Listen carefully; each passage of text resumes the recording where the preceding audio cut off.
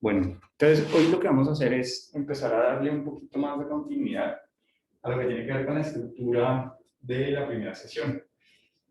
Los primeros minutos son claves en términos de que iniciar se convierte casi que en un reto para cualquiera de nosotros. De esa perspectiva hemos pasado ya por esa primera iniciación, es decir, hemos vivido lo que significa esa apertura. Y ahorita lo que necesitamos es el desarrollo y el cierre, digamos, de esa sesión. Visto desde esa perspectiva, entonces, lo que nosotros vamos a detenernos un momento hoy es porque muy seguramente, terminado la clase de hoy, yo en la tarde ya les estaré informando cómo se van a dar las sesiones con sus pacientes. En la semana anterior, yo les envié como tres archivos o tres links. Uno, el Excel, donde ustedes ponían sus horarios. Dos, era el consentimiento informado. ¿Eso qué significa? Que ese link es el que le vamos a enviar al paciente cuando no lo tengamos asignado. Y preguntarle a este paciente si ha hecho la firma o no de ese consentimiento. Ese consentimiento no es que ponga una firma digital, él simplemente dice, lee, pone su nombre, su cédula y dice acepto, marca con una palomita que le envía y listo. ¿Por qué? Porque la vez anterior, digamos que a veces teníamos problemas con este asunto de no tengo dónde imprimir, el lugar donde vivo, etcétera, etcétera. Entonces lo facilitamos por forms. Tomando prestada un poco las investigaciones que nos invitan a veces a participar, que provienen de diferentes universidades del mundo y que llegan y no es que uno firme algo, sino que uno simplemente dice le doy mi aval y marco palomita y ya. Entonces, visto así, pues ese es uno de los archivos indispensables. El otro que ustedes van a encontrar ahí es otro que se llama seguimiento de paciente. Es muy importante que ustedes ahí registren el seguimiento a su paciente. Ese registro es lo que habíamos practicado inicialmente como hallazgo objetivo, hallazgo subjetivo. Es decir, que vamos a contar qué fue lo que pasó en la sesión. Apliqué tal instrumento. El paciente no vino. El paciente lo esperé. El paciente lo que sea. ¿Por qué? Porque el CELOA muchas veces necesita hacer de seguimiento. Es decir, yo remití a ese paciente, digamos, remití a Alejandro a el laboratorio de cognición. ¿Qué pasó con Alejandro? Voy a buscar cuántas sesiones ha tenido, tantas. ¿Qué ha pasado en esas sesiones? Esto, ¿vale? ¿Por qué? Porque ella también tiene que dar un informe. Cuando me refiero a ella, me refiero a Catalina. Dentro del CELOA. ¿Bien? Entonces, lo que vamos a hacer el día de hoy también tiene que ver con una especie de recomendaciones acerca de puntos que podemos nosotros tomar en cuenta para continuar. Entonces, ¿por qué pregunta nosotros vamos a continuar? Hemos presentado quiénes somos, hemos dicho también cómo lo vamos a hacer, ¿cierto? Le hemos preguntado que si tiene alguna inquietud antes de iniciar y hemos verificado entonces que el consentimiento informado fue revisado, firmado y demás, ¿cierto? Y tenemos un motivo de consulta. Entonces, ¿qué vamos a hacer a continuación? ¿Por dónde vamos a empezar nosotros? Es muy importante que nosotros empecemos por preguntas que sean cómodas, que sean fáciles de contestar. Es decir, que si yo, después del motivo de consulta, me hice depresión y yo le pregunto por qué te sientes deprimido, quizás no sea tan sencillo de contestar esa pregunta, pero sea mucho más sencillo preguntarle con quién vive. ¿Sí? Eso sería parte como de ir armando una historia clínica. Sí. Vamos a hacer la primera sesión. Claro, la primera sesión viene información. Tus 5 minuticos que practicamos y te quedas con ese paciente el resto del tiempo recolectando su historia clínica. Entonces, ¿por dónde vamos a comenzar nosotros en esta historia clínica? Vamos a elegir las preguntas más cómodas para que nuestro paciente no se vaya a asustar en último. Lo que nosotros necesitamos es que él se sienta seguro con nosotros. Entonces, las preguntas que vamos a hacer son preguntas relacionadas de nuestra historia clínica. Vamos a poner primero las preguntas que nosotros consideramos más sencillas de contestar. Como por ejemplo, tu fecha de nacimiento. ¿Sí? Como por ejemplo, ¿cuántos años tienes? Como por ejemplo, ¿eres Virgo o Piscis? Obviamente nosotros vamos a preguntar eso, ¿sí? Sí. Pero son elementos que nos llevan a nosotros a pensar siempre en términos de una comodidad con el otro. Entonces, visto así, lo que queremos es, de nuestra historia clínica, podríamos entonces sugerir que empezáramos por con quién vives, ¿vale? Esa puede ser una alternativa. ¿Con quién vives? ¿Cuántos años tienen las personas con las que viven? ¿A qué se dedican? Básicamente para tratarnos de hacer, ¿cuál es el objetivo de esa pregunta? Hacemos una idea de las relaciones o de las dinámicas familiares. ¿Bien? Es decir, ¿cuáles son esos nutrientes familiares? ¿De qué nos podemos aprender? ¿Vale? Esas condiciones que pueden ayudar o desfavorecer, empobrecer o enriquecer. Entonces necesitamos un poco entender en qué condiciones se encuentra nuestro paciente, con quién vive. Profe, una pregunta. Pero, Digamos, si el paciente es muy como, digámosle, reacio, porque no encuentro otra palabra, respecto a su vida personal o a ese tipo de datos personales que no son netamente de él, sino que ya no le gusta hablar, digamos, como de su familia, qué hace, o con quién vive, o cuántos años tiene, porque, digamos, sienten que no hace tanto parte de él mismo, sino pues de las otras personas. Uno hay que hacer, o sea, es posible decirle al paciente eso que tú estás diciendo, de que ese tipo de información nos puede ayudar, digamos, para determinar o para, digamos, encontrar el inicio del problema. ok, dale. Nosotros vamos a tener, ante tu pregunta, digamos, estamos pensando en un paciente hermético, ¿sí? Un paciente que no es muy colaborador con nosotros. Entonces, ante pacientes así, tenemos dos alternativas. Primera alternativa, que es la que siempre vamos a elegir, ¿listo? Y luego vamos a llegarnos a la otra alternativa. Pero es, primero lo que vamos a hacer con estos pacientes es lo que tú mencionas, es explicarles un poco el para qué o el sentido de la pregunta. ¿Para qué no es chisme? ¿Vale? Entonces, ¿cómo nosotros le podemos decir a este paciente? El conocer con quién vives, los datos de las personas con las que estás en este momento viviendo, nos es útil a nosotros para entender la dinámica familiar que tú tienes, para entender quién de estas personas podría eh, ayudarnos o sernos de utilidad dentro del proceso. En síntesis, el averiguar o el saber sobre tu familia es principalmente porque necesitamos entender que todo comportamiento no surge de la nada. ¿Sí? Es decir, que tú no te comportas así o tienes este motivo de consulta porque sí. O sea, no es un capricho de Dios, no es como que te están castigando. Y por lo tanto, entonces necesitamos entender un poco con quién vives para poder saber con qué contamos como psicólogos, para poder apoyar, para poder acompañarte en el proceso. Si aún así, que es la situación, entonces a la siguiente que vamos, si aún así dicen, no, yo vivo solo, ¿sí? Yo vivo solo. Ok. Entonces, siguiente es, registramos. El paciente le pregunta por qué vive, ¿verdad? Se le sugiere que nos dé esa información. Y el paciente contesta que vive solo. ¿Bien? ¿Por qué hacemos ese registro? Porque otro psicólogo que esté revisando digamos, ese seguimiento, por ejemplo, no vaya a decir, oye, ¿por qué no le pregunté con quién vivía? No, sí se le preguntó, solo que no, pues no quiere contarnos con quién vive. Pero está en otra situación, es que realmente vivo solo. ¿Bien? No, yo realmente vivo solo. Y entonces no tendría, pues, cabida todo ese preámbulo previo. Entonces, nosotros nos preguntamos con quién vives. Vivo solo. Si es una persona que tiene, no sé, 18 años, 19 años, 17 años y vive solo o vive sola, es común o es habitual nosotros tener esa situación o conocemos amigos, amigas en la universidad, o sea, es propio, digamos, de universitarios que vengan de otros países o vengan de otras localidades de Colombia a vivir solos. Sí, ¿cierto? Entonces, podemos desindagar si en el lugar de vivienda, ¿sí?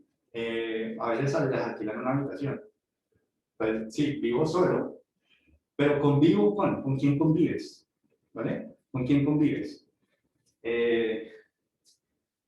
Porque muchas veces lo que nosotros necesitamos un poco de entender es que no estamos preguntando por los datos de sus padres o no le estamos preguntando sobre esas características. Nos interesa es con quién vive en este momento. ¿Cierto? ¿Por qué? Porque esa pregunta es la que nos va a dar información respecto a la dinámica relacional, con quién se lleva bien, con quién no. Se pueden emerger cosas que quizás por entrevista nos surjan. Entonces, cuando nos está contando con quién convive, eh, puede decirnos me cae muy mal, o puede hablar de lo mal que se siente por vivir en esa situación, o vivir en una habitación, me parece muy pequeño para mí, pero mis papás me apoyan, etc. ¿Sí? Entonces, el con quién convive, pues nos da cierta información que muy seguramente nosotros no nos quedemos con la duda. O sea, no tengan ustedes que si la persona dice algo que ustedes, por, confíen en ustedes, por su cuerpo como que les dice alerta, ¿no? O sea, es decir, de una pregunta que usted hizo, él Sí. respondió y de esa respuesta surgió otra. Exactamente, es una conversación. Exacto. Sí, es una conversación.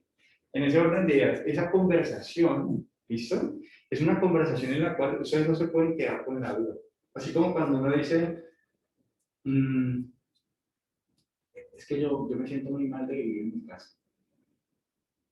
Y uno dice, "Uy, pero ahí hay que más preguntar, ¿cierto? Ahí no nos podemos quedar con él se siente, o sea, él se siente muy mal de vivir en su casa.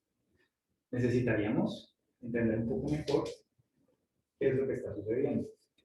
Entonces, ¿por qué es importante que nosotros clarifiquemos esos puntos para nosotros? Para que no le atribuyamos al otro cosas que realmente no es. Es decir, ustedes ante, me siento muy mal de vivir en la casa, empiezan a formular hipótesis. Esas hipótesis, si no se contrastan con la persona, va a ser muy complicado de averiguar realmente qué es lo que está pasando. Por lo tanto, volvemos siempre sobre la retroalimentación que les da su cuerpo a ustedes. Puede que ustedes la primera vez se les pase, no se sientan mal, o sea, cuando ustedes estén escribiendo, digan, yo, el paciente refiere, se siente muy mal de vivir en casa y yo antes de eso no dije nada, ¿sí? No pasa nada, o sea, vívanlo, pero entonces la siguiente vez, siguiente sesión, le dicen, es que la sesión anterior tú me contaste que te sentías muy mal de vivir en casa. ¿Me podrías aclarar un poco al respecto? ¿Vale? Eso puede pasar, o sea, no es como que toda... Yo siempre les digo que vivan su sesión como si fuera la última sesión. ¿Sí? Como no hagan de cuenta, no, esto yo luego se lo pregunto, porque a veces el paciente no vuelve. ¿Vale? Es la única vez que lo tienen y ya. Entonces traten de ese tiempo que están con él, que sea una conversación en la que ustedes hablan poco, pero no se quedan todo el tiempo callados para que él hable, entonces se queda solo en un tema, quedan con un gran interrogante sobre muchos aspectos de su vida. A veces es necesario interrumpir, cortar. ¿Cómo cortamos? ¿Cómo interrumpimos para que no sea poco cordial? Lo que le podemos decir a él es, mira, nosotros tenemos poco tiempo, entonces vamos a tratar, si quieres esto lo podemos conversar más adelante. Eso que me estás contando lo podemos conversar más adelante. ¿Listo? Voy a continuar con el proceso de entrevista, porque necesito tener como el mapa completo, la información completa. ¿Listo? Entonces, luego volvemos sobre eso. Ahora, ese luego volvemos sobre esto causa dos cosas. Una, que él sienta que te importa. O sea, tú como psicólogo te importa. Y dos, que tenga un pretexto para regresar, porque no le he terminado de contar. ¿Bien? Entonces, ¿qué es lo peor que pueden hacer ustedes? Que se les olvide que le dijeron que eso ya no vamos a hablar. Entonces, tienen que retomar en la siguiente sesión. ¿Listo? ¿Por qué? Porque en la siguiente sesión viene la aplicación de instrumentos, pero esa aplicación de instrumentos, como vimos, iniciamos a ver la sesión anterior, dura aproximadamente 15 minutos. Es el primer instrumento. Entonces, pueden tener para ese primer instrumento perfectamente Solo tomarse 20 minutos y el resto para aclarar dudas que tengan de la primera entrevista. ¿Bien? Ok, entonces es muy importante y para todos que pensemos, claro, uno piensa siempre en el peor escenario, ¿cierto? Y eso está bien, porque, por ejemplo, yo les puedo decir, una pregunta tan inofensiva como fecha de nacimiento, ¿no? ¿Cuándo naciste? Y que la persona te responda a eso, yo no sé porque me acabo de dar cuenta que soy adoptado. ¿Sí? O una cosa así, pues pensando lo peor, ¿no? Y era una pregunta súper cómoda que terminó siendo bastante tensa, ¿cierto? Entonces, lo que les quiero decir a ustedes es, nosotros en clase no vamos a poder prever absolutamente todo, ¿sí? Es decir, les van a surgir elementos que ustedes dirán, profe, ayuda, pero el profe no va a estar, ¿sí? O amiga, pero el amigo no va a estar. Van a estar ustedes con su paciente. Entonces, ante esas situaciones, no teman a una pregunta que ustedes no sepan. Se les pregunta qué hacer, ¿vale? ¿Qué hago en esta situación? Y ustedes no lo saben, ¿vale?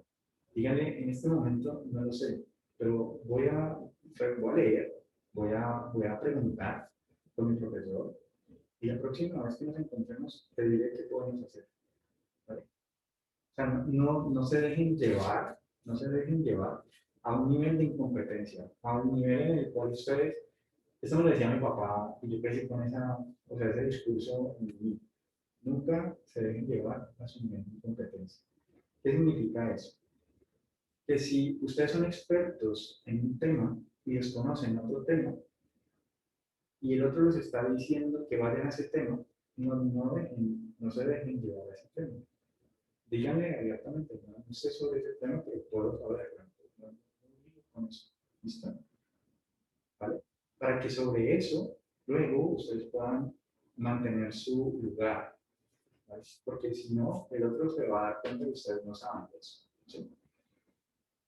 Bueno, entonces, estábamos en el proceso de entrevista, estábamos con un paciente hermético difícil, entonces tenemos primero el preguntarle y explicarle por qué. Entonces, primero va la pregunta inocente. ¿Con quién vives? Yo de eso no quiero hablar. ¿Vale? Te puedo decir eso. Yo de eso no quiero hablar. Ante eso, ¿vale? Nosotros podemos respetar o podemos indicarle por qué es importante para nosotros saber. ¿Vale? Eso, si hay una contestación de ese tipo, yo de eso no quiero hablar, es mejor que lo dejen así. ¿Listo? O sea, en ese caso no diríamos como que es importante para nosotros. Sí, no. Yo de eso no quiero hablar. O sea, cuando una persona te dice que no quiere hablar de eso, no quiero hablar de eso en ese momento, ¿vale? No tiene sentido que sigamos presionando que no va a volver, porque no quiere hablar. O sea, te puede colgar y ya se va. No, mira, esto es muy importante. Yo, sí, pero no tiene ninguna obligación contigo. O sea, ellos lo remitieron. eh, ¿Vale? Tiene un motivo de consulta, yo creo que te puede atender. ¿Sí? Vale, claro. ¿Listo? Y se programa para orientar. Y ya. Esa es la relación, no es una obligación. ¿No? Esto es la vida real. ¿No? Entonces, si les dice que no quiere hablar, así puntualmente, lo dejamos quieto. ¿Listo? Ok. Seguimos entonces. ¿Cómo contestamos? No quiero hablar de eso. Ok, no hay problema. ¿Vale? Otra pregunta que podríamos hacer en consecuencia. Eh, ¿Cómo se llaman tus padres? ¿Cuántos años tienen? ¿A qué se dedican tus padres? Y si dice, yo no quiero hablar de eso nuevamente, entonces le podemos preguntar, ¿tú convives con tus padres? Sí. Ah, ok. Listo, no hay problema. Entonces ya sabemos que convive con papás y que ese tema es sensible. ¿Listo? Entonces lo dejamos aquí. ¿Por qué? Porque muchas veces no se convive con los papás. Entonces la pregunta con quién convives no necesariamente está ligada a la vivencia con los papás.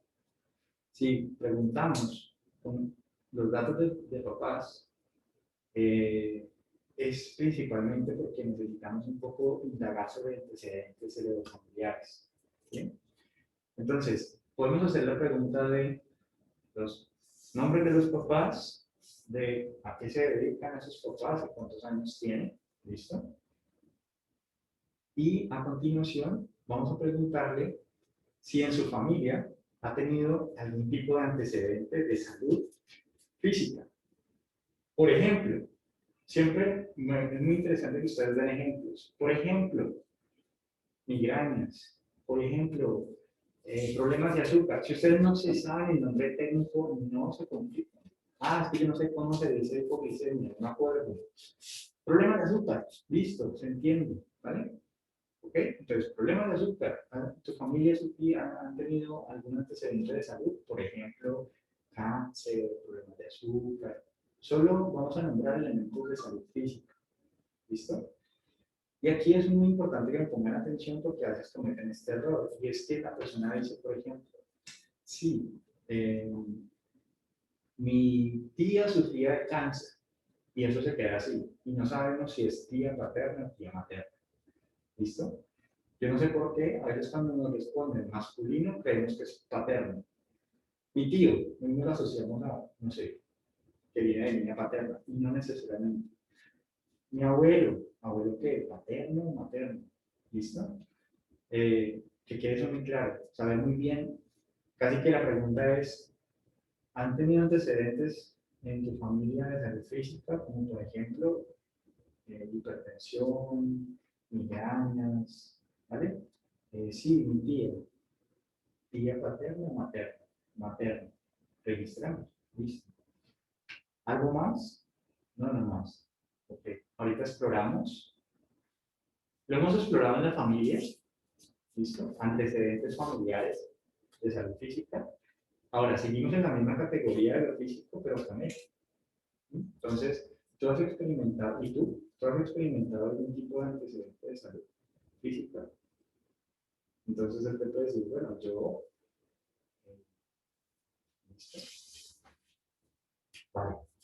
Ahí cubrimos la salud física, luego nos vamos para la salud mental. Entonces vamos a decirle al paciente a continuación, no, mentiras, no vamos a decir a continuación. Pero vamos a decirle entonces bueno, yo te pregunté por tu salud física, tus antecedentes de salud física, ahora quisiera que me hablaran un poco acerca de los antecedentes de salud mental. Como por ejemplo, depresión, ansiedad, esquizofrenia, consumo de sustancias psicoactivas en tu familia. ¿Bien? No es muy bueno que pongamos como ejemplo el suicidio, ¿vale? Porque el suicidio nos trae un estigma muy fuerte asociado. Es decir, tu familia está suicidada. Es muy complejo que nosotros preguntar así. Más bien preguntamos por antecedentes de los familiares como más populares, por decirlo así, depresión y ansiedad, que hay mucha gente que tiene depresión y ansiedad, ¿no? La esquizofrenia de pronto no es tan común, ¿cierto? Antecedentes de esquizofrenia. Puede pasar que también nos digan cosas como, pues yo tenía una abuelita materna, ¿no? Que cuando veía luna llena, empezaba como alucinada, sola, ¿no? Se iba, se escapaba, las lunas llenas se escapaba. Yo, pero nunca fue diagnosticado. Eso también puede pasar, que nos digan, ¿no? Que no tengamos un diagnóstico, pero hay una alteración en la conducta. O sea, no es normal, ¿no? Que un adulto mayor, o sea, algo debe de estar pasando. Entonces, ¿cómo registramos eso? Nosotros podemos registrar, describir, digamos, la conducta e indicar que no está diagnosticada. ¿Bien? Luego, entonces, nosotros podríamos atribuirle, si supongamos que en el resultado de la evaluación nosotros encontramos un diagnóstico, pensar si ese diagnóstico quizás también lo tenga su abuela paterna o su abuela materna. ¿Sí? O sea, la que en la luna llena empezaba un comportamiento diferente. ¿Sí? Y entonces decir, bueno, ¿será que tiene una carga genética abuela y ahorita lo tiene abuela? ¿Sí? Sí, porque, digamos, nos hace falta mucha información para nosotros poder poner un diagnóstico a alguien que ya de pronto murió. ¿Cierto? Una abuela que no está.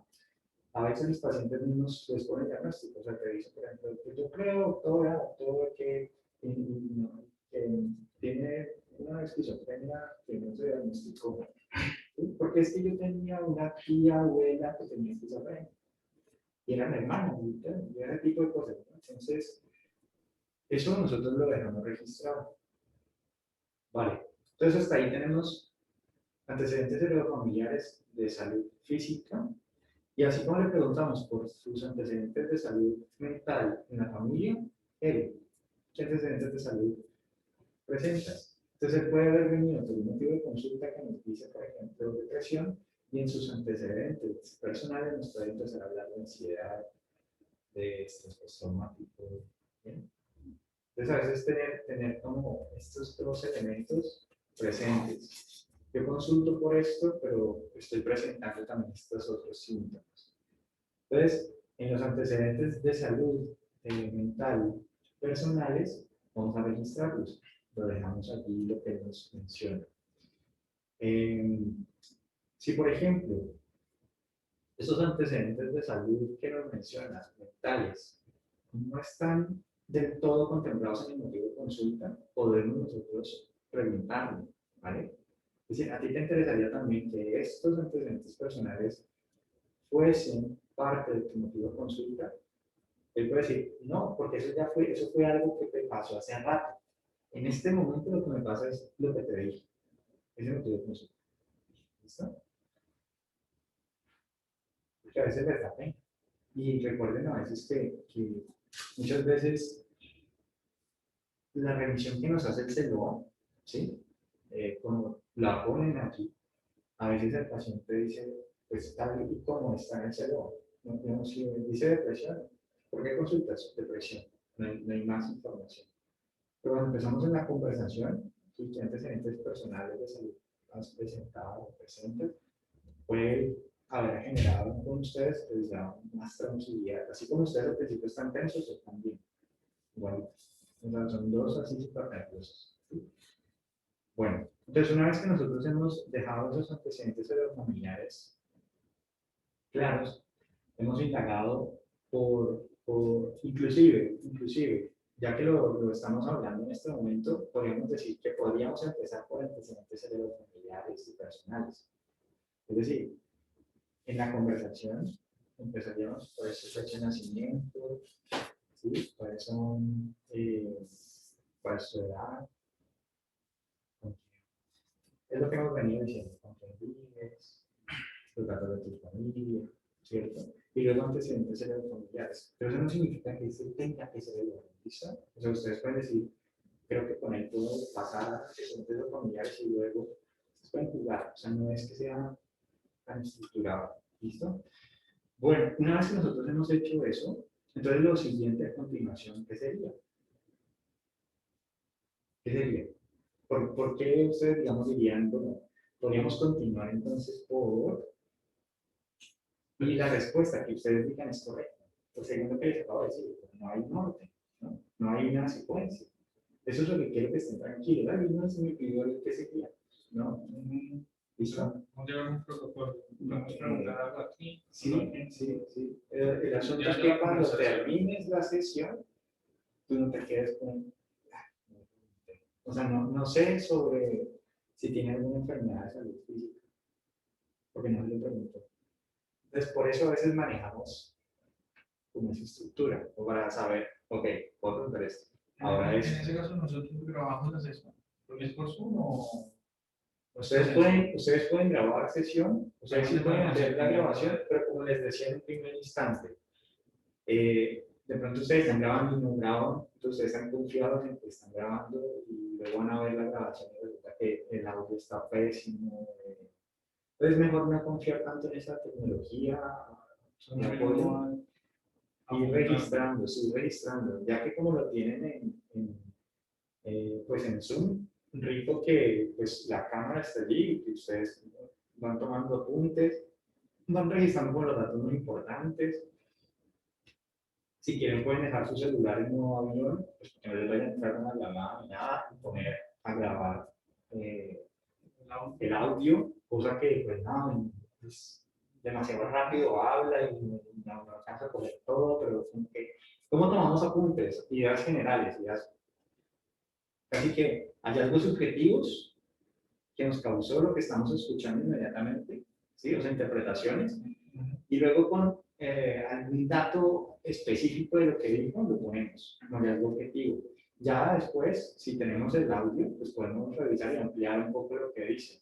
Pero hay frases que te marcan, o sea, esas que uno escribe porque son geniales. Las cosas que uno dice, no lo pude haber dicho mejor, ¿sí? Y capturar la esencia, digamos que es el reto, porque a veces uno dice, "Ay, ¿cómo fue que lo dijo? ¿No? ¿Cómo fue que lo dijo? Porque yo sé que esto que escribí no es bien lo que quiso decir, pero es más o menos, y eso es muy complicado de que nos pase. Entonces, recomendaciones aquí es, idea general, e inmediatamente como los puntos objetivos de lo que dijo que les llamó mucho la atención. No copian todo, porque no lo van a poder copiar todo, o sea, es imposible. ¿Bien? Nos toca seleccionar. ¿Qué vamos a copiar? Ah, esto es súper brutal, lo voy a empezar a copiar. ¿Listo? Si yo estoy copiando algo y resulta que está diciendo otra cosa que es mucho más importante, es preferible que ustedes dejen eso ahí y sigan con la más importante. ¿Sí? Y luego vuelvan aquí y terminen. ¿Sí? Pero, y recomendación, una vez que termine la sesión, no es que se van. O sea, traten, por favor, de, una vez terminada la sesión, revisen sus apuntes, porque lo tienen fresquito. Acaba de pasar, entonces revisen sus apuntes. Ay, no, sí, aquí, acá, hipótesis esta, rayenlo, marquen, hagan un mapa, lo que quieran, ¿sí? Porque en últimas es lo que hacemos. O sea, es la primera vez que ustedes van a hacer lo que quieren hacer, ¿no? Entonces disfrútenlo, ¿vale? Bueno, una vez que nosotros entonces decimos con lo que continuamos está bien, entonces podríamos comenzar pensando como un símil del desarrollo. Entonces vamos a empezar por lo que él recuerda de su embarazo, ¿no? Es decir, si sabe si fue deseado o no fue deseado, si nació a término o no nació a término, si lo lactaron o no lo lactaron, si gatillo o no gatillo, si...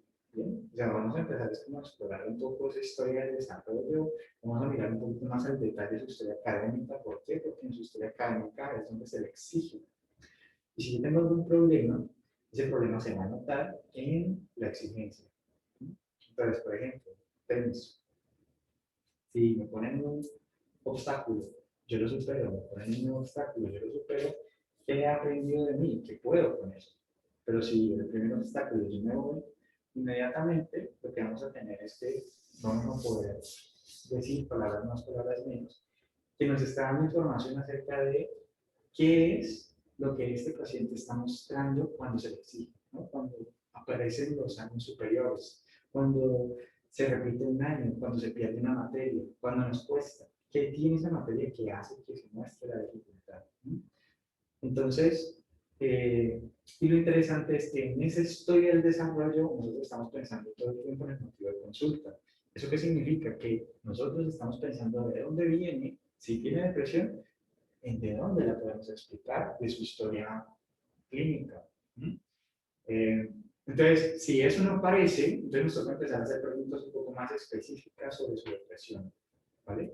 ¿Desde hace cuánto, más o menos, viene? O sea, ¿de qué se motivo de consulta? Si dijéramos, hay elementos que desencadenan ese motivo de consulta, que lo disparan. Podrías, de pronto te has percatado de algún estímulo, algo que dicen, no sé, por ejemplo, control de ira, no sé, tengo problemas de ira. Cada que me miran como con la ceja levantada, y yo no sé qué pasa, por el ejemplo, ¿sí? Es detectar cuál es el estímulo que desencadena ese motivo de consulta, ese problema, ¿vale? Entonces, indagar un poco por eso. ¿Listo? De todas formas, esa historia clínica es para nosotros nuestra primera herramienta. Recordemos que nosotros tenemos dos técnicas que vamos a utilizar en esa primera sesión, la observación y la entrevista. Observamos y registramos de manera no estructurada. O sea, yo no les estoy pasando una guía de observación. Fíjense en esto, miren esto.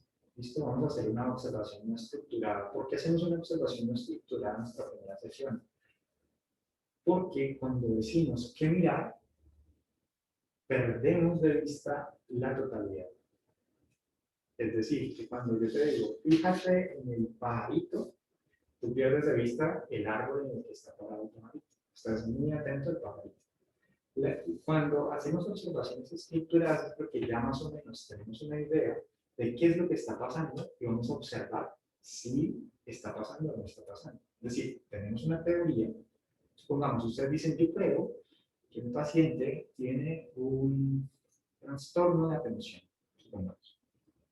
Yo voy a hacer una observación, o voy a enviar una guía de observación a padres, a profesores, y de autorregistro, de autorreporte, para tomar, bueno, qué tanto sucede esa conducta, ese conjunto de conductas. Y entonces el padre, el profesor y el propio estudiante tienen los mismos síntomas, o sea, coinciden en que siempre hay que repetirle las cosas 2 veces, por ejemplo. Entonces, eso es lo que quería observar y está pasando. Sí, está pasando. Entonces, la observación estructurada lo utilizamos es cuando vamos a verificar, vamos a corroborar algo. La observación no estructurada, como el caso que estamos utilizando en este momento, la vamos a utilizar es porque estamos explorando. Es decir, no sabemos qué vamos a encontrar. Por lo tanto, es no estructurado. No sabemos qué mirar. Puede que nos llame la atención en este momento sus manos. Y vamos a mirar sus manos. Y puede que en otro momento nos llame su postura corporal. Y en otro momento, ¿vale? Entonces vamos a ir oscilando durante la sesión en observaciones que nos pueden llamar la atención. Entonces en la observación, por ejemplo, uno que tiene una herida, pues como decíamos, herida en la palma de la mano izquierda. Observación no estructurada. Pero si fuera observación estructurada, entonces uno les diría, fíjense sobre la mirada. Si los mira o no los mira. ¿Sí? Y entonces ustedes están ahí, miran, y se pierden de si tienen herida o no tienen herida. ¿Sí? Bueno, entonces yo creo que quede clara esa observación estructurada y no estructurada para cuando las utilizamos cada una de ellas, son complementarias. ¿Vale? ¿Eso qué significa entonces? Que las observaciones estructuradas ustedes van a encontrar protocolos de observación para determinadas problemáticas. Ustedes las pueden descargar y utilizar. Ustedes van a hacer práctica en tal lugar para, pues, digamos, detectar hiperactividad. Se descargan el protocolo de observación estructurada de hiperactividad y van a mirar con ese protocolo. Y dicen, sí, aquí hay tantos niños con hiperactividad. Sí, es que están así. La recomendación siempre es empezar por una estructurada y luego vamos a la estructurada porque ya sabemos qué es lo que vamos a ir por lograr. ¿Sí? La entrevista, que es la otra técnica que estamos utilizando, la entrevista principalmente se fundamenta es a partir de una hipótesis, ¿vale? ¿Eso qué significa? La hipótesis que nosotros tenemos es que hay algo en su historia clínica que nos explica su motivo de consulta. ¿Vale? Es decir, vamos a preguntarle no porque somos chismosos, es porque queremos saber qué pasó en su historia clínica que nos explica su motivo de consulta. Si no lo encontramos, que es lo que les acabo de decir, si no lo encontramos, entonces vamos a tener que hacer una entrevista más direccionada hacia el motivo de consulta. O sea, vamos a tratar de entender, porque no es por antecedentes serofamiliares, no es por el lugar en el que vive, porque tenemos que todo está tranquilo. Cuando él habla acerca de su lugar de residencia, sus padres, no hay ningún problema en eso. No encontramos nada, ¿no? O sea, desarrollo normal, la escolaridad normal. Entonces, ¿qué puede explicar ese motivo de consulta? Entonces, nosotros vamos a partir de la explicación evolutiva, digamos, de la conducta. ¿Qué es en última esa explicación evolutiva de la conducta? Que hay unas condiciones en el ambiente, ¿sí? Y que esas condiciones en el ambiente generan un cambio a nivel de la biología del organismo. Es decir, que hay una predisposición biológica que tendría este organismo, a diferencia de otros organismos, para que ante un estímulo que desconocemos cuál es el que vamos a tratar de indagar, o sea, vamos a tratar de hacer un análisis de comportamiento, un análisis de conducta, para determinar qué es lo que desencadena ese comportamiento. Vamos a ir como pensándolo un poco así. Nosotros explicamos el comportamiento como psicólogos en la relación que hay entre el organismo, el cuerpo, y el ambiente, en esa interacción que hay, ¿cierto? Pero tenemos que reconocer que hay mucho más que esa explicación. Es decir, que nosotros, como psicólogos, también tenemos otras profesiones que también se dedican a lo mismo, a explicar el comportamiento de los biólogos, los neurólogos, los neuropsicólogos, etcétera, etcétera, etcétera. Entonces, volviendo, digamos, al punto en el que estamos, es no por el ánimo de simplificarlo, pero lo que vamos a intentar hacer es preguntarnos qué fue lo que causó esa conducta.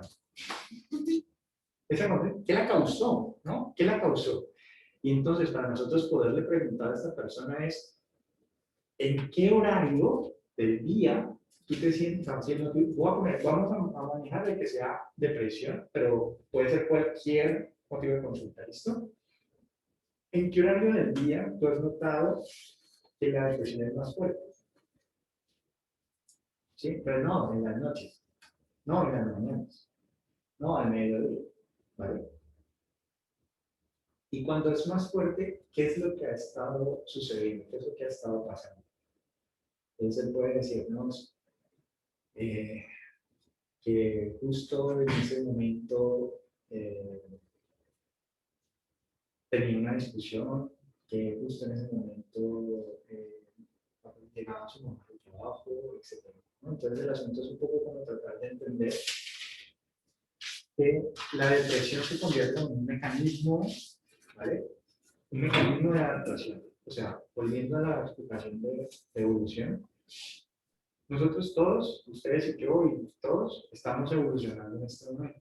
Esa evolución, la conducta se entiende como un mecanismo de adaptación. ¿Sí? Es decir, que el hecho de que yo sea inteligente, ¿vale? O me considero inteligente, significa que es un mecanismo de adaptación que yo he encontrado para que mi genética continúe. Es decir, que pueda continuar viviendo, existiendo y pasando a siguientes generaciones. ¿Vale? Por lo tanto, el gen de la inteligencia yo lo voy a seguir exhibiendo, porque me interesa mostrarlo, que es importante para mi supervivencia. Pero ¿qué pasa entonces en la depresión? Significa entonces que como mecanismo adaptativo la depresión se convierte en una estrategia, un camuflaje, una máscara, ¿no? Una manera de sobrevivir. ¿Que puede existir otras maneras de sobrevivir? Claro que sí, pero es la que ese organismo encontró para hacerle frente a su existencia. ¿Bien? Y, como decíamos, no podemos simplificarlo. ¿Por qué? Porque no podríamos decir que la depresión es solamente un asunto de estímulo-respuesta. Implicaría entonces también pensar a nivel biológico en términos de que este organismo tiene una bioquímica, una biología que lo hace mucho más sensible a determinados estímulos. Es decir, dos organismos ante llegó mi mamá del trabajo, un organismo no se deprime y el otro se deprime. ¿Por qué este se deprime? Entonces podríamos pensar en términos de su historia de desarrollo. Entonces, la maduración, el vínculo entre madre e hijo, ¿bien? La bioquímica en términos de dopamina, serotonina, contribuciones. Entonces significa entonces que este organismo tiene una carga biológica distinta a este otro organismo que explica por qué. Entonces casi que es como si nos estuviéramos siempre devolviendo un paso atrás y un paso atrás. ¿Por qué? El primer paso es identificamos qué estímulo es el que hace, y ese estímulo puede ser olfatorio, auditivo, visual. ¿Qué vio? ¿Qué vio? ¿Qué hizo? Que en ese momento se desencadenara como una epifanía. No sé si han visto Ratatouille. ¿Han visto Ratatouille? ¿No? Ratatouille, Ratatouille. Ratatouille, él cuando come la Madonna, ¿no? Perdón, el Ratatouille, es que estaba con Bruce, pero es el Ratatouille, el crítico, cuando se come el Ratatouille, recuerda, le evoca y se va a la infancia, se le cae la cuchara y murió, ¿no? O sea, es una reconexión total. Pues bien, ese símil es lo que nosotros estamos identificando. O sea, la depresión no surge, o sea, esa epifanía no surge de la nada. ¿Qué fue lo que lo desencadenó? ¿Qué probó? ¿Qué escuchó? ¿Qué vio? Bien, que nos permite a nosotros entender un poco ante qué circunstancias, y eso, digamos que nos lleva un poco a hacer un rastreo de los picos de la depresión, o los picos de ese motivo de consulta, es decir, ¿dónde sucede? Normalmente cuando te da depresión, ¿dónde estás? Ah, en mi depresión, ah, en el cuarto, ah, en el baño, ah, en el colegio, ah, en la universidad, ah, en el mío, etc. ¿Dónde? ¿Cuándo? ¿Cuándo? ¿Cuándo? Ah, a las 7 de la mañana, a las 7:30. ¿Vale? ¿Por qué es importante ese cuándo? Porque nosotros tenemos unos ciclos como organismo. Es decir, la serotonina, por ejemplo, está muy alta a mediodía, muy alta. Y es un ciclo que todos tenemos así, es decir, la serotonina es cuando nosotros estamos despiertos. Entonces, al mediodía, con muchas luz y demás, pura serotonina. Y empieza a decaer más o menos a las 7 de la noche. La serotonina regula el estado emocional. Entonces, me diría, ok, en tal horario, ¿vale? En tal lugar, ya tenemos ahí un poco de dónde, tenemos el cuándo, y ahorita lo que necesitamos es el cómo. ¿Sí? El cómo. El cómo vendría siendo entonces la depresión, si bien va a tener una sintomatología, que es lo que vamos a ver, así pues si el tiempo nos... La sintomatología, digamos que la describimos a través del instrumento, es decir, nosotros le vamos a preguntar a él sobre su sintomatología y él nos va a decir si la presenta o no la presenta, ¿vale? Pero eso no significa que nosotros no podamos preguntarle a él también por la vivencia subjetiva de esa patología, es decir, cómo él vive con depresión, cómo es que se percibe, ¿no? Yo siento que es como si tuviera una, no sé, me hubieran puesto 200 toneladas aquí en el pecho y no puedo respirar y además siento que me voy a morir, ¿sí? Eso nunca se va a reflejar con, en las últimas 2 semanas usted ha perdido, sí, el uso de las cosas que antes. Es muy diferente eso a la vivencia subjetiva, ¿listo? Es muy importante que nosotros entendamos esa vivencia subjetiva, cómo se presenta la depresión para él, para que ustedes puedan comparar sus pacientes. O sea, cuando estemos en clase, digamos, ustedes pueden tener 2 pacientes con depresión y no necesariamente van a tener la misma subjetividad. O sea, van a decir, no lo van a expresar de la misma manera. Y eso les va a permitir a ustedes entender la magnitud de lo que ustedes hacen. Porque es que a veces hablar de depresión teóricamente es muy bonito, pero hablar en términos de lo subjetivo, de la experiencia de la persona, te cambia la vida, porque decís, o sea, yo nunca me había imaginado que eso era vivir con depresión, ¿no? O sea, listo, sí, teóricamente lo entiendo la bioquímica, entiendo todo esto, pero no se lo deseo a mi amigo, bueno, ¿sí? Entonces es entender un poco esa dinámica en cómo se vive, cómo se presenta, cómo la describiría, cómo lo podemos identificar, o sea, cómo te das cuenta tú que tienes depresión. En últimas es como eso, ¿listo? ¿Cómo te das cuenta tú que tienes depresión? Ese es el cómo. ¿Qué haces cuando tienes depresión? ¿Qué piensas cuando tienes depresión? ¿Cómo te sientes cuando tienes depresión? O sea, pensamos por conducta, cognición, emoción. Indagamos por esos 3 elementos en el cómo. ¿Listo? Y si nos hacen elementos faltantes allí, ¿vale? Es decir, si con estos 3 elementos aún no podemos, porque ahí debería de emerger el quién, ¿sí? Es decir, a mí me da depresión cuando aparece tal persona. Yo escucho cuando, no sé, pienso en tal persona, pienso en mi ex, ¿no? O sea, ¿quién? A veces debería haber aparecido con las anteriores preguntas. Si no aparecen, pues vamos a indagar por el quién. Esta depresión, ¿listo? O este motivo de consulta aparece cuando estás pensando en alguien o en algo, o sea, objeto, porque hay objetos que causan depresión. Si ya no es que se me dañó el celular, sí, o no tengo el celular último modelo, pues objetos. Objetos y sujetos. ¿Por qué? Porque un principio de las emociones, ¿vale? Para que o sea, recordar un poco lo que han visto en clases previas, un principio de las emociones es que las emociones surgen ante sujetos y ante objetos, ¿vale? Y esas emociones se enmarcan en unos contextos. Por eso es importante entender un poco en dónde se expresa esa emoción, dónde se le permite ser expresada, porque de lo contrario estaría definido todo, ¿no? En el dónde, prácticamente no, yo estoy deprimido siempre, o sea, en la universidad estoy deprimido, en mi casa estoy deprimido. Hasta ahí, claro, ¿tienen alguna pregunta? ¿Vale? Entonces, recogemos toda la historia clínica, es para poder nosotros corroborar nuestra hipótesis de motivo de consulta, ¿por qué? ¿No? Etiología, causa, ¿por qué? ¿Por qué se está presentando? Vamos a irnos a meternos en su vida, con quién vive, antecedentes heredofamiliares, historia de desarrollo, cognitivo, emotivo, motor, social. Y si aún así no entendemos por qué se está presentando, entonces vamos a ir a preguntar por el qué, el cómo, el dónde y el quién.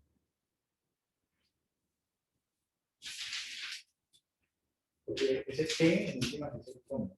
Sí, ¿qué es lo que está pasando? ¿Cómo se vive? ¿Cómo se expresa? A nivel cognitivo, emotivo y conductual. ¿Sí? Bueno, en esencia entonces tenemos esos elementos. Ahí terminaría nuestra primera sesión. Creo que ustedes se van con muchas preguntas, como diciendo, bueno, ¿será por eso que dijo? ¿No? ¿Será por esa historia que me contó que se está presentando? ¿Vale?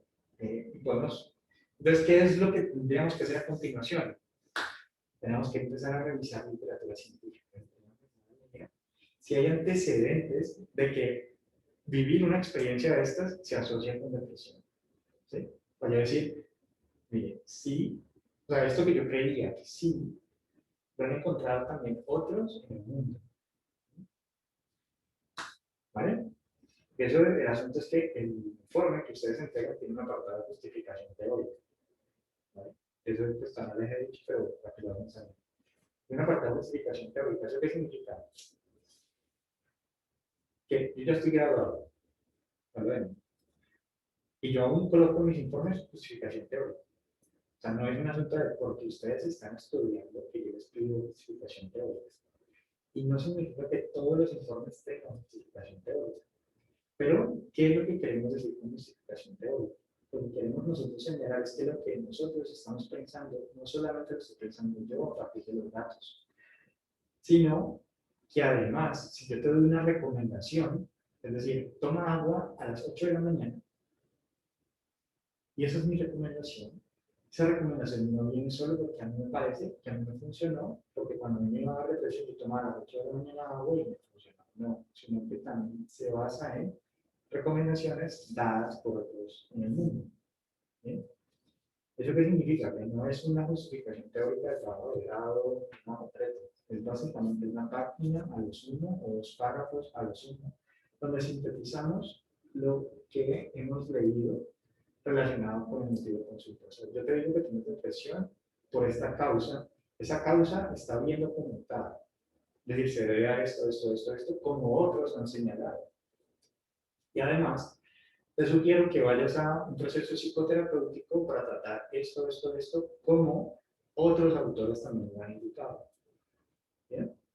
Entonces, ¿qué ganamos con esto? Ganamos primero una buena marca personal. ¿Sí?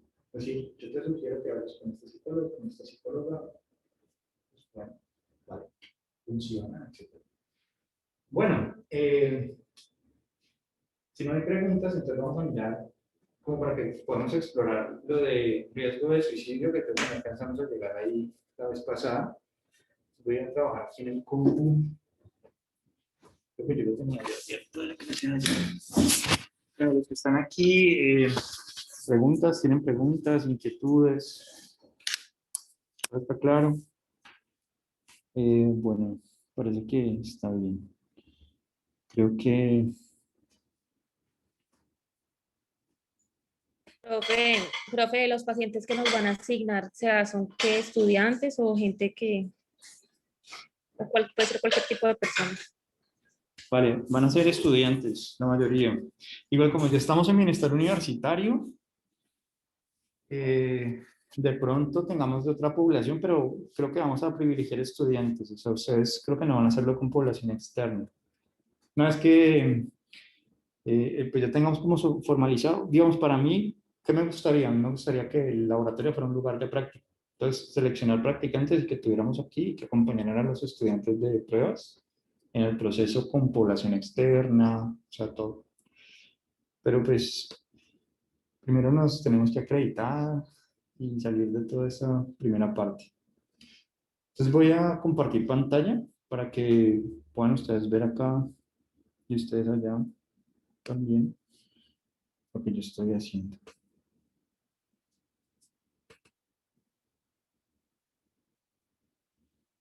Ujú.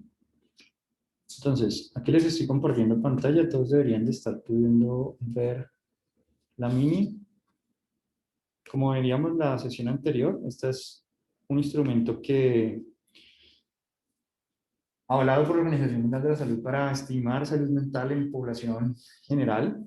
Requiere, sí, requiere, bueno, no lo hemos terminado, requiere más o menos unos 15 minutos aproximadamente de práctica, por decirlo así, de duración tomaría.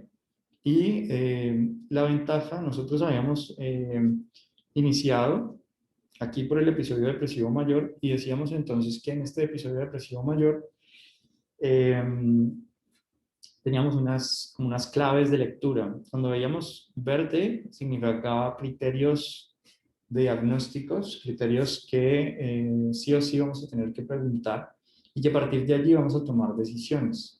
Entonces, esto se piensa más como un flujograma en el cual tomamos decisión, nos ayuda a tomar decisiones clínicas. En ese sentido, entonces, preguntamos estos dos criterios y como veíamos ahora hace un momento, estos criterios pues nunca van a estar o a reflejar muy bien la subjetividad. Por eso recogemos datos y luego vamos al instrumento para corroborar de una manera un poco más objetiva, digamos, el diagnóstico. Bien, entonces la flechita nos indicaba el paso al siguiente módulo. Recomendaciones importantes. Van a encontrar muchas veces en mayúsculas que les va, digamos, a decir si respondió a, no sé, A4 sí, entonces, para que ustedes no pierdan tiempo allí, la sugerencia es que pasen el instrumento. Bueno, voy a poner el ejemplo puntual. Bueno, este codificó sí en 5 o más respuestas A1 a A3. Creo que no hay mucha dificultad en esta parte, ¿cierto? Esto ya lo habíamos visto, ¿cierto? O no, más o menos, por encima, ¿no? Entonces hagámoslo bien. Entonces, la Organización Mundial de la Salud reconoce este instrumento para que ustedes valoren la presencia o ausencia de trastornos mentales. ¿Listo? ¿Cuánto tiempo toma? 15 minutos en promedio, entre 18 máximo, muy rápido, 11 minutos. Y tiene unas características en las cuales nos indica el tiempo de duración. Normalmente hay trastornos que son actuales, hay trastornos que son de toda la vida. Por lo tanto, el énfasis sobre el tiempo normalmente lo vamos a ver enmarcado en negritas. En negritas. Lo otro también, las mayúsculas son para nosotros información. No la vamos a leer para el paciente, es para orientarnos a nosotros mismos.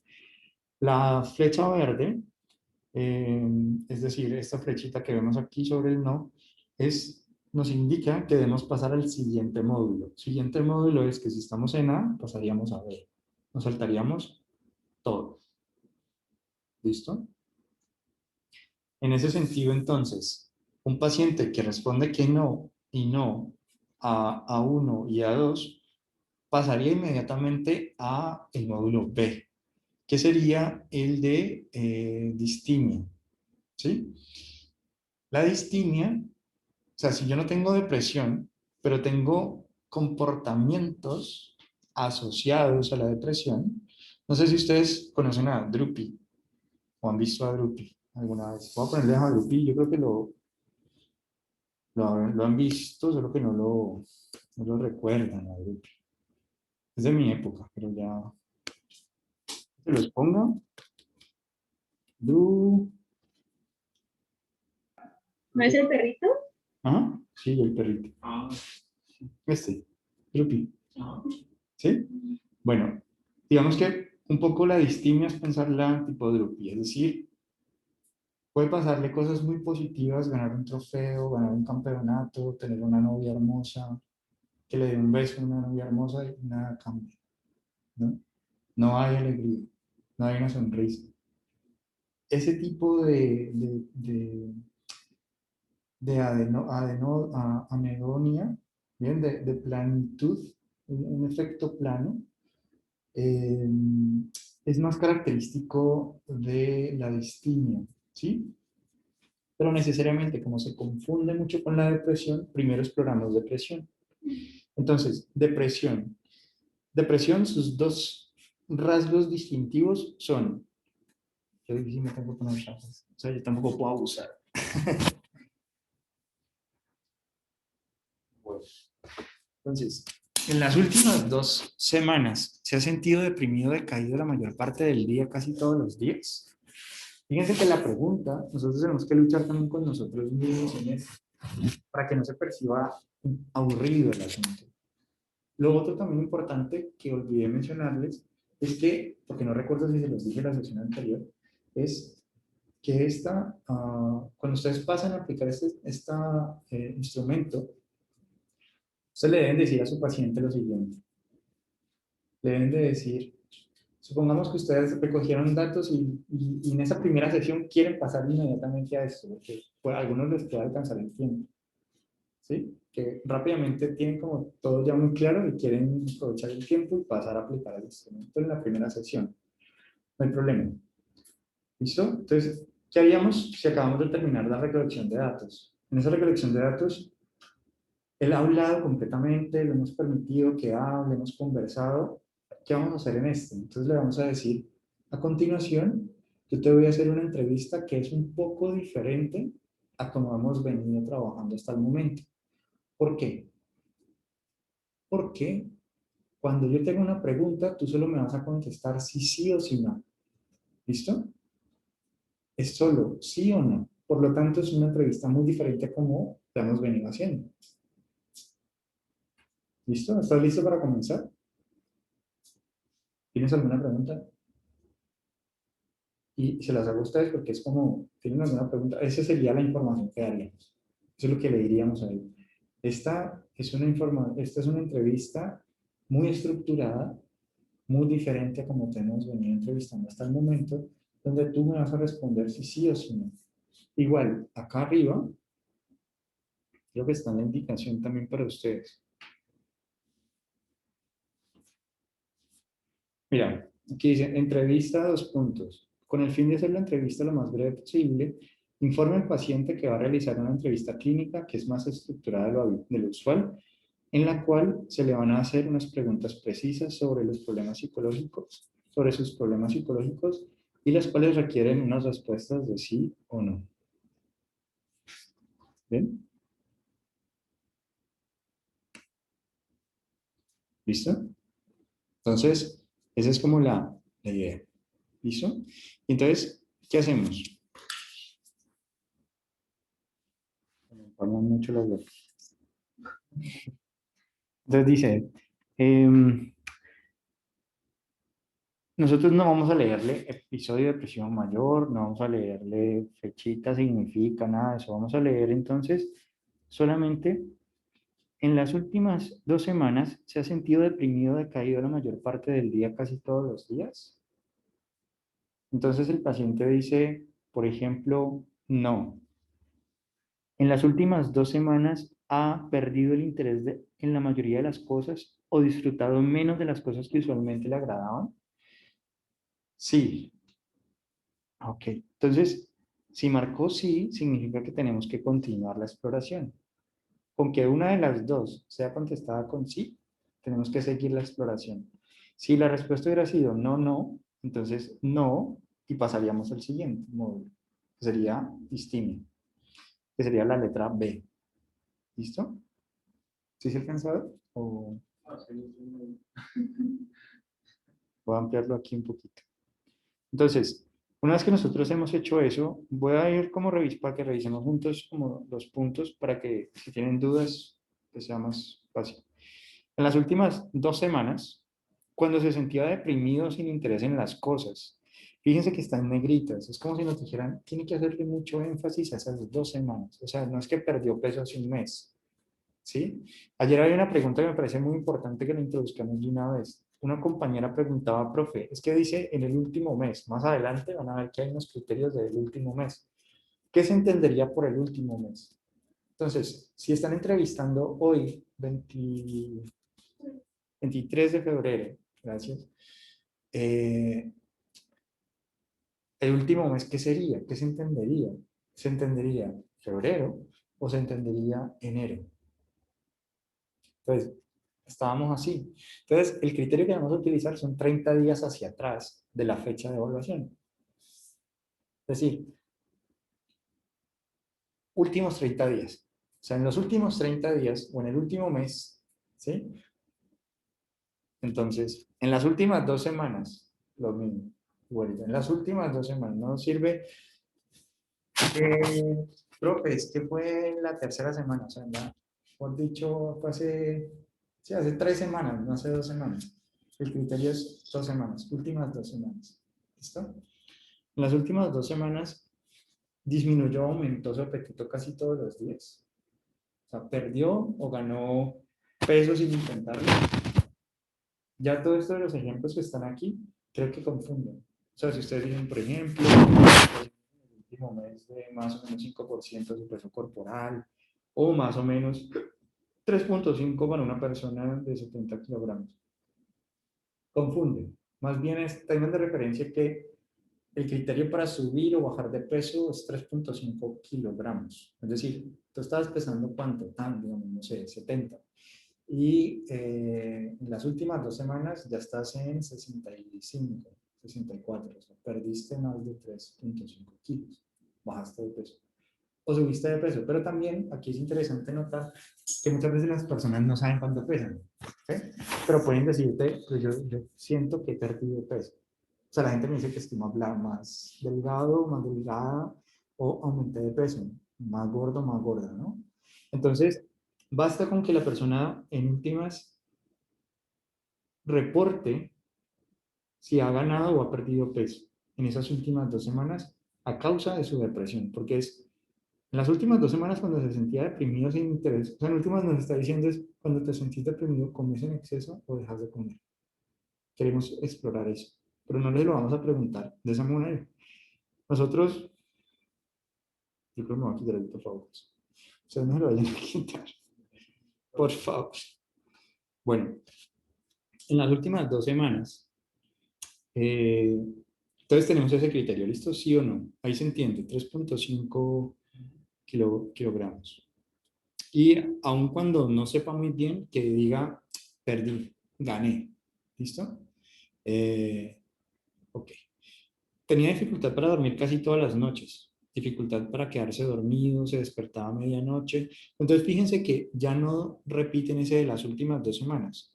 No está escrito ahí, pero es importante que usted se lo recuerde. O sea, prácticamente la lectura de esto es, en las últimas 2 semanas, cuando te sentías deprimido, sin interés en las cosas, tenías dificultad para dormir casi todas las noches, dificultad para quedarte dormido, despertarte a medianoche, despertarte temprano en la mañana o dormir excesivamente. Pues fíjense que yo no estoy leyendo literalmente, sino que lo estoy tratando de adecuar para que se perciba cercano. Quiere decir que vamos a tener en cuenta en realidad las últimas 2 semanas. En este criterio sí. En este criterio sí. Entonces, una vez que la persona dice sí, no, entonces continuaríamos. En las últimas 2 semanas, cuando te sentías deprimido, todo el tiempo, sí, todo el tiempo. No, es que yo me sentí como un mes. Entonces, por ejemplo, esa de ya por un mes. Entonces, esa le así que en las últimas 2 semanas y luego casi todos los días hablaba, se movía más lento. En las últimas 2 semanas cuando se sentía deprimido. Entonces preguntas es si en alguna de las 2 primeras se respondió sí. Eso se pregunta si en alguna de las 2 primeras, mira, codificó sí en A1 o en A2. Si en las 2 primeras Entonces, no, sí, sí, Pasamos Exactamente. a... Marcarías aquí no. Señas. Exacto. No, no. Entonces, hasta aquí. Y te vas para el siguiente módulo. Entonces, El siguiente módulo es... entonces mira, codificó sí en 5 o más respuestas a 1 o a 3. Es decir, de todo esto, 5. 5 o más. Con que aquí haya dicho 100 a 1 o 100 a 2, cualquiera de las dos, y aquí tenga 4 contestadas como sí, entonces son 5 y diríamos entonces que tiene un depresivo mayor actual. O sea, tiene una depresión mayor. Ya, o sea, en este momento la tiene, no viene de hace rato, es actual. ¿Listo? Siguiente. Si el paciente codifica positivo para depresivo mayor actual, entonces vamos a continuar. O sea, si le colocamos aquí que tiene depresivo mayor actual, entonces vamos a indagar si viene de hace mucho tiempo atrás. Ahora sí. ¿Vale? Entonces ahorita fíjense ya cómo cambia. Dice, en el transcurso de su vida, que no tiene sentido que si no tiene depresivo mayor actual, pues yo siga preguntando, en el transcurso de su vida, ¿usted se ha sentido? No, ya no tendría sentido. Ya una vez que sabemos que tiene depresión actual, entonces vamos a continuar preguntando si la ha tenido desde antes de 2 semanas, un mes, un año, ¿vale? En el transcurso de su vida tuvo otros periodos de 2 o más semanas en los que se sintió deprimido o sin interés en la mayoría de las cosas y que tuvo la mayoría de los problemas de los que acabamos de hablar. Es decir, estos. Aumento de peso, dormir. Ahí en ese caso podemos preguntar hace cuánto de cuándo para fuera del test. No, entonces, no, la recomendación ahí es que si Vamos al nosotros, protocolo. sí, es muy estructurado. Este sí es así, primero, segundo, tercero, ¿sí? No, Y lo otro es que tú puedes modificar la pregunta, pero el sentido no puede cambiar. Entonces, digamos que casi todos los días yo la puedo modificar por tienes, ¿sí? En las últimas 2 semanas, casi todos los días tenías dificultad, tenías un poco más para, pasado, presente. pues aquí estamos en pasado, entonces sería más como para hacerlo en patutear, mejor dicho. Exactamente, pero ¿No? hay personas que de pronto les incomoda el tutreo. Sí, hay personas que les incomoda. Exactamente. Entonces ahí, usted. En las últimas 12, mira que esto es para una distancia, o sea, es en las últimas 2 semanas cuando te sentías deprimido, casi todos los días tenías dificultad, pero ya es mío, no dice tenías, dice casi todos los días tenía dificultad para concentrarse o tomar decisiones. Entonces también depende cómo hayan construido ustedes esa relación con el otro. Si ustedes dicen, su paciente no le gusta que lo tuteen, pues no lo tuteen, punto. ¿Sí? No quiero hablar de eso y ustedes siguen, no, ya, listo. No quiero que me tutees. Listo. ¿Vale? Perfecto. Y también con pacientes que de pronto les empiezan a coquetear, seducir, etcétera, es bien que ustedes también no tuteen, no pierdan el límite. ¿Sí? Entonces, casi que si tienen la tendencia a tutear, toca ceñirse a esto. Casi todos los días tenía dificultad para concentrarse y tomar decisiones. Deseó hacerse daño, se sintió suicida o deseó estar muerto. Bueno, este entonces es para, mira que en este dice de entrada que si se marca que no, ya nos vamos para el siguiente, no necesitamos preguntar B. ¿Listo? Es A, si sí, entonces ahí sí podemos preguntar B. Si no, nos vamos de uno. ¿Ok? Entonces, supongamos que haya dicho sí, entonces vamos a continuar. ¿Ha tenido alguna vez un periodo de por lo menos 2 meses sin depresión o sin la falta de interés en la mayoría de las cosas y ocurrió este periodo entre 2 episodios depresivos? Está como confuso, ¿cierto? Sí. ¿O no? Pues yo tengo ahí que en un episodio del otro, con un plazo de 2 meses para que se volviera a presentar. Exactamente, exactamente. Entonces, si por ejemplo tu paciente te dice, ¿cómo así? ¿Qué le puedes decir eso? ¿Listo? O sea, un momento sin depresión. Sin depresión por lo menos de 2 meses. ¿Vale? Preguntamos eso. Si la respuesta a eso entonces es un sí, ¿vale? Tenemos un episodio de depresión mayor. recidivante, es decir, de toda la vida, ¿vale? De largo tiempo, de más de 2 semanas. Este es opcional, pero pues de una vez para que lo miremos, que es de episodio depresivo mayor con síntomas melancólicos. Entonces, codificó sí en A2. Entonces, esa es la primera. A2, ¿qué sería? Esta de aquí. En las últimas 2 semanas ha perdido el interés en la mayoría de las cosas. Entonces, tiene sentido que yo continúe la pregunta siempre y cuando tengamos un paciente que tiene depresión, ¿vale? O sea, indagar por depresivo mayor es porque debería haber contestado a esto sí, pero puede pasar que no, pero que igual, porque recuerden que no, ¿por qué? Porque puede haber contestado sí en A1 y no en A2, pero aún así continuamos con la evaluación de depresión y puede que tenga depresión, porque codificó sí en 5 o más. Entonces, sí en A1 y 4 en A3. Tienen un depresivo y continuamos. Entonces, en el melancólico, pues en últimas es decir que contestamos aquí sí, no, sí, sí. Durante el periodo más grave del episodio depresivo actual perdió la capacidad de reaccionar a las cosas que previamente le daban placer o le animaban. Si no, entonces, mira que tenemos 2 alternativas de pregunta. Cuando él dice no, entonces cuando algo bueno le sucede no logra hacerle sentirse mejor, aunque sea temporalmente. Entonces, entre la primera y la segunda, ¿qué podríamos nosotros? ¿Cuál es más sencilla de contestar?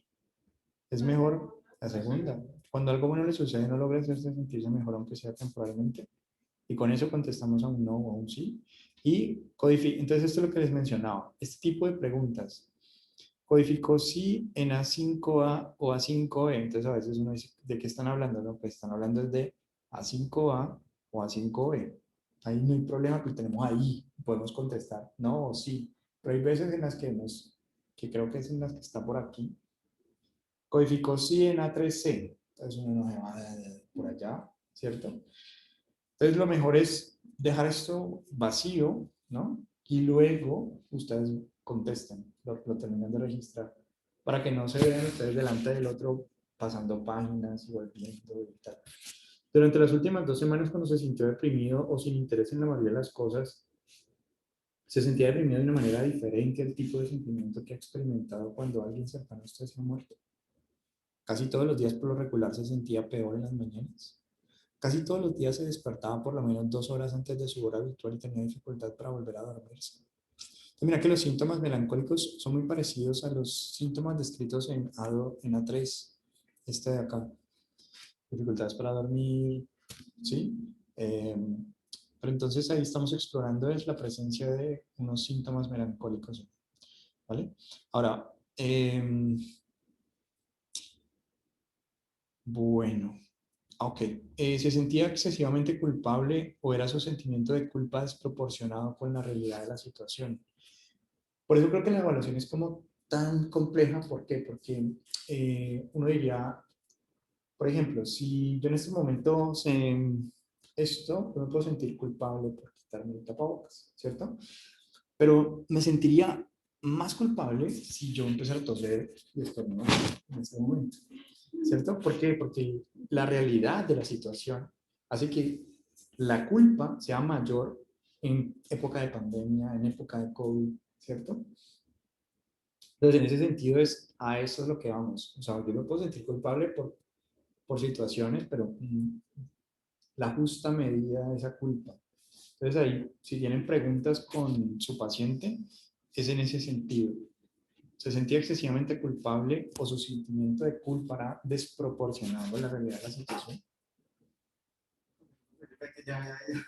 No, no.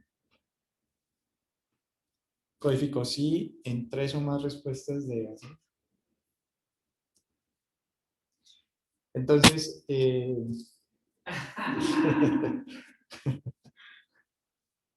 bueno. Sí, entonces, episodio depresivo mayor con síntomas melancólicos actual, no, sí, según esto. trastorno distímico, que es el que estábamos hablando ahora. Entonces, en el distímico, fíjense que el gran criterio que tenemos de exploración es este. En los últimos 2 años, ¿se ha sentido triste, desanimado, deprimido la mayor parte del tiempo? No, sí. Si no, ya nos vamos de módulo. Sí, entonces vamos a explorar. Durante este tiempo, ¿ha habido algún periodo de 2 meses o más en el que se haya sentido bien? Que tú mencionabas ahorita. O sea, yo me acuerdo, pero cuando está en verde, si responde sí, y le hagamos todo Depende de donde te pongan la flechita. Ah, ok. Si la flechita está aquí en sí, entonces te saltarías al siguiente módulo. Si la flechita está aquí en no, significa entonces que si marcas no, te vas al siguiente módulo. O sea, no es siempre que cuando aparezca sí, exploras. Depende de la flechita donde esté. Mira, por ejemplo, aquí este ejemplo de eso. Mira, la flechita ya está en sí. Sí, sí. ¿Ves? Entonces, aquí basta con que te fijes en la flechita siempre. Durante este tiempo, ¿ha habido algún periodo de 2 meses o más en el que se haya sentido bien? Si dice que sí, de verdad nos vamos. No tiene distinto. ¿Vale? Porque se ha sentido bien, al menos, en 2 meses. ¿Sí? Ok. Durante este periodo en el que se sintió deprimido la mayor parte del tiempo, cambió su apetito, tuvo dificultad, ¿vale? Creo que ahí no hay... Codificó sí en 2 o más respuestas de B3. 2 o más. Sí, entonces seguimos. ¿Vale? Si no, nos vamos de una. Codificó sí en B4. Entonces, miramos, trastorno distímico actual. ¿Listo? Vamos a mirar riesgo de suicidio, que esto es como el que quería llegar, por la meta de la clase de hoy era llegar aquí. Entonces, riesgo de suicidio. ¿Por qué la meta era llegar a esto? Porque si ustedes llegan a atender a un paciente y empiezan y encuentran riesgo de suicidio, miren las preguntas de riesgo de suicidio para que nos demos cuenta un poco del perfil. Pensar en morir o desear estar muerto tiene solo un punto. ¿Por qué? Porque muchos de nosotros, ¿no?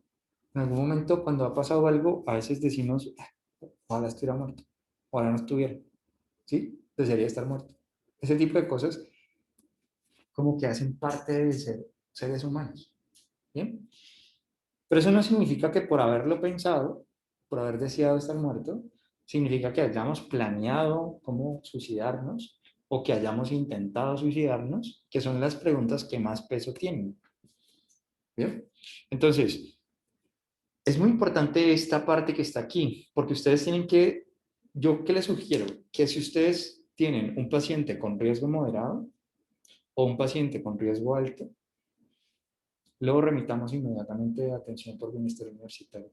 O sea, es como si se prendiera la alarma, hagan de cuenta que ustedes lo enmarcan y de una lo reportan, no es como hacen el seguimiento y lo dejan ahí, no es, profe, yo ya hice el seguimiento, profe, el estudiante se llama así y ahí es necesario que tenga seguimiento por bienestar universitario porque sacó un puntaje de 11 o sacó un puntaje de 6, no importa. El asunto es que es una persona que para tener 6, ¿vale? Que es como el umbral más bajito del moderado, es porque ha pensado en suicidarse, por lo menos. O ha querido hacerse daño y ha pensado en suicidarse. O ha querido hacer, o ha pensado en estar muerto, desear muerto y ha pensado en el suicidio.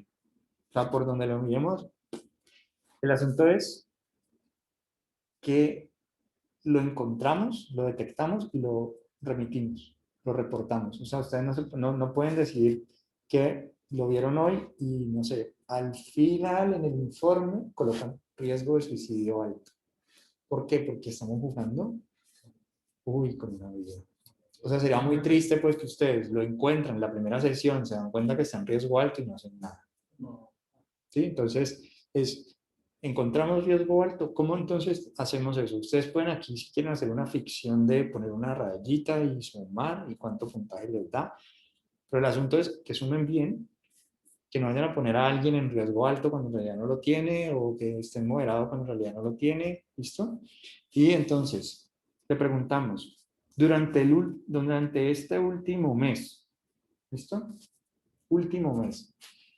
Es decir, que si eso lo pensó en noviembre, pues ya no sería último mes, 30 días. ¿Listo? ¿Ha pensado que estaría mejor muerto, deseado estar muerto? ¿Ha querido hacerse daño? Si dice sí, entonces va sumando puntos. ¿Listo? ¿Ha querido hacerse daño? ¿Ha pensado en el suicidio? ¿Ha planeado cómo suicidarse? ¿Ha intentado suicidarse? Por eso, estas dos últimas son la cercanía con el acto. ¿Mm? Es decir, yo ya sé cómo, cuándo, dónde, con qué me va a suicidar. Plan, un riesgo muy alto. Ya lo he intentado antes, he fallado, pero tengo fecha de caducidad, ¿sí? Es decir, lo estoy planeando el nuevo intento. Entonces, riesgo alto.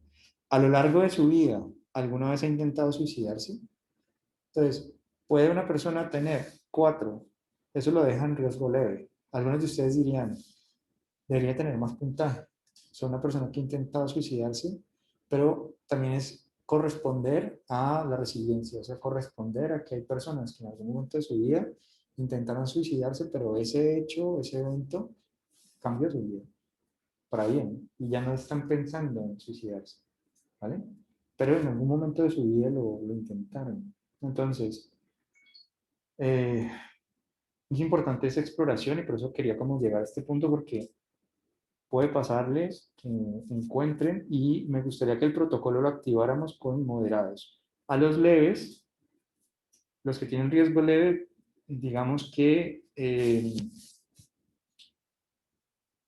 pues para no saturar el servicio, pero sí sería importante que reportáramos inclusive por lo menos moderados y altos, y los leves que sepamos qué puntaje obtuvo. Es decir, un riesgo leve de 5 puntos, pues puede estar en leve, pero está a un punto de moderado, ¿sí? Entonces, los leves de 5 puntos me parece también importante, o de 4 puntos, no, este de 4 puntos, de alguna vez ha intentado suicidarse, pues haciendo alusión a lo que acabo de decir sobre resiliencia y demás, dejémoslo tranquilo. Pero el de 5 puntos, sí, sí, hacerle seguimiento. Bueno, entonces moderado y alto principalmente, ¿listo? Riesgo de suicidio. Bueno, esto en cualquier momento nos va a sacar. Aprovechemos el tiempo. ¿Sí? Entonces, episodio hipomaníaco. La manía. La manía, aquí es importante pensar un poco en el guasón, Joker. Y la manía sería un Joker. O sea, es este tipo, entonces tenemos dos características a nivel cognitivo y conductual. A nivel cognitivo tenemos la fuga de ideas, el exceso de ideas, mucha actividad cognitiva. Y a nivel comportamental, conductual, tenemos es impulsividad, casi que un acting out, un exceso de movimiento. Entonces, dice, ¿alguna vez ha tenido un periodo de tiempo en el que se ha sentido exaltado, eufórico o tan lleno de energía o seguro de sí mismo que le ha ocasionado problemas? ¿Otras personas han pensado que usted no estaba en su estado habitual? Si, por ejemplo, les dice sí, ustedes le pueden preguntar a él si eso, si este estado eufórico, que le trae problemas, etcétera, se asocia con alcohol o drogas. O sea, no se ha presentado ese estado cuando usted ha tomado o cuando ha consumido algún tipo de sustancia psicoactiva. Entonces ahí pueden decirte, no, pues era cuando estaba tomado o era cuando estaba consumiendo X sustancia. ¿Por qué? Porque aquí lo que necesitamos saber es que este comportamiento no se explica por el alcohol o por la sustancia psicoactiva. Entonces, ese es el primer criterio. ¿Alguna vez ha tenido un periodo de tiempo? Entonces aquí nos da un ejemplo de exaltado eufórico. ¿Qué sería un exaltado eufórico? Un estado de satisfacción alto, lleno de energía, en el que necesita dormir menos, en que los pensamientos se aceleran, en el que tiene muchas ideas, en el que aumenta la productividad, la creatividad, la motivación o el comportamiento impulsivo. Bien.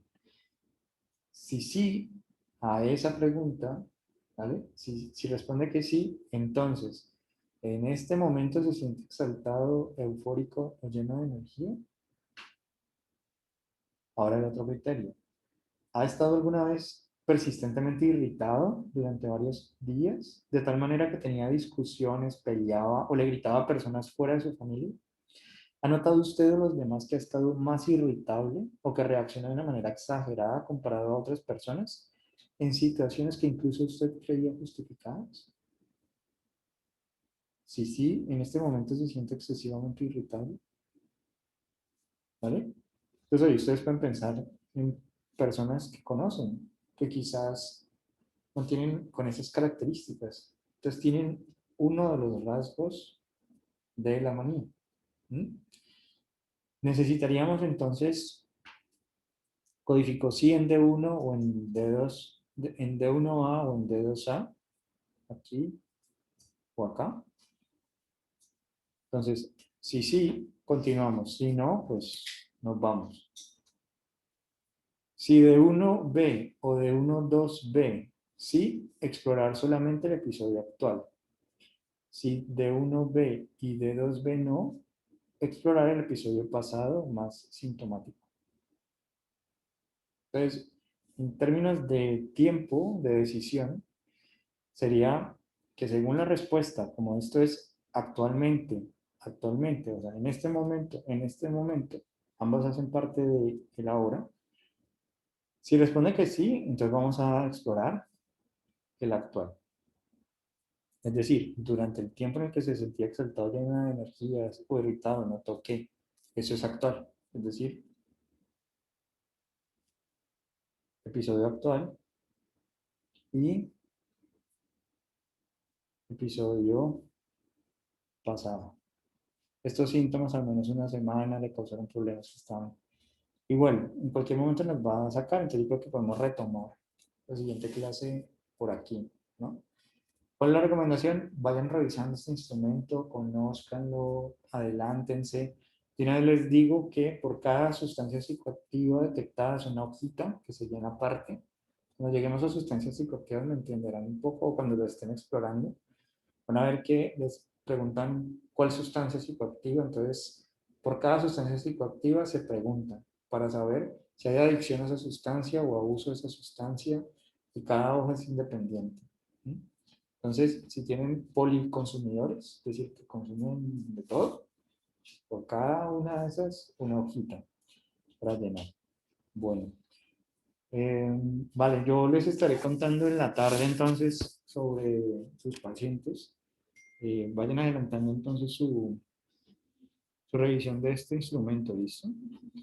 Bueno, que estén muy bien. No sé si tienen preguntas allí en este ratito. Profe, ¿cuándo empezamos con los pacientes? Hoy en la tarde les comparto la información para saber puntualmente cuándo iniciamos, ¿vale? Por el grupo, Sí, señor. ¿vale?